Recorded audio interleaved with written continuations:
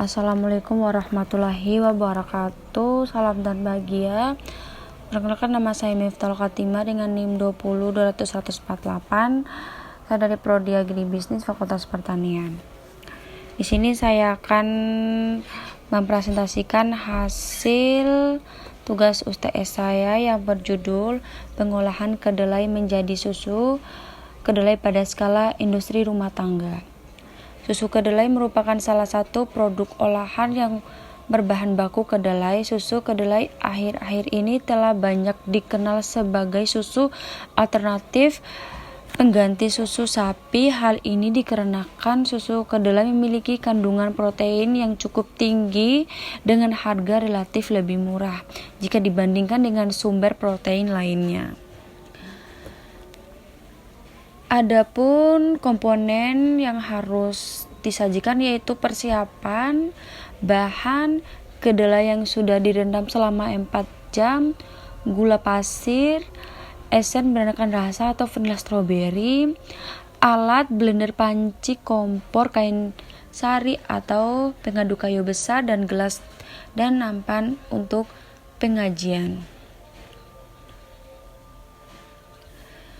Nah, ada random flotation, yaitu saat ini para pengaji kedelai menghadapi masalah yang cukup berat, yaitu harga kedelai yang fluktuatif dengan kecenderungan harga yang terus meningkat. Hal ini menimbulkan kesulitan bagi para perajin dalam menentukan harga jual susu kedelai. Permasalahan harus dihadapi oleh pengaji kedelai yaitu jika menaikkan harga jual kedelai, maka daya beli masyarakat turun, khususnya masyarakat penghasilannya rendah. Namun jika tetap mempertahankan harga jual, maka keuntungan yang diperoleh akan semakin berkurang. Begitu pula jika menghentikan produksi, maka akan menghilangkan pelanggan, berakibat hilangnya pendapatan.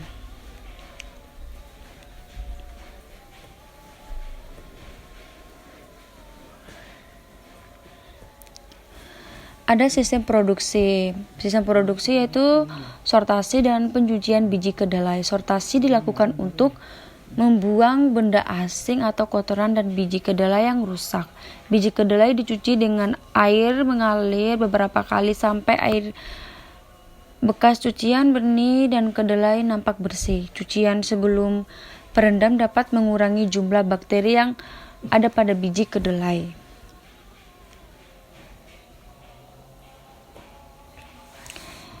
Dan ada perendaman dengan air biasa atau air soda. Perendaman bertujuan agar biji kedelai menyerap sehingga lebih lunak, mudah digiling dan lebih cepat matang ketika dimasak. Perendaman juga melarutkan oligosakarida penyebab kembung. Dan ada blatching atau pemanasan sesaat dilakukan dengan cara merebus atau mengukus biji selama sekitar 10 menit. Tujuan blatching sebelum ekstraksi atau penggilingan adalah meningkatkan enzim penyebab bau langu sehingga bau langu dapat diminimalisir. Dan ada penggilingan atau penghancur biji kedelai. Penggilingan biji kedelai bertujuan untuk memudahkan ekstraksi sari kedelai. Alat yang digunakan untuk menggiling bisa berupa blender biasa atau menggunakan mesin penggilir kedelai dari batu atau dengan hammer mill. Ada pengemasan bertujuan membunuh mikroba atau patogen, menonaktifkan sisa enzim penyebab bau langu dan zat anti gizi. Jika akan dijual dalam botol, dapat dilakukan pengemasan lagi dengan merebus botol beserta isinya pada suhu minimal 80 atau hingga mendidih selama 25 menit. Sehingga pemanasan susu kedelai harus diaduk terus untuk mencegah pengumpulan dan agar tidak gosong.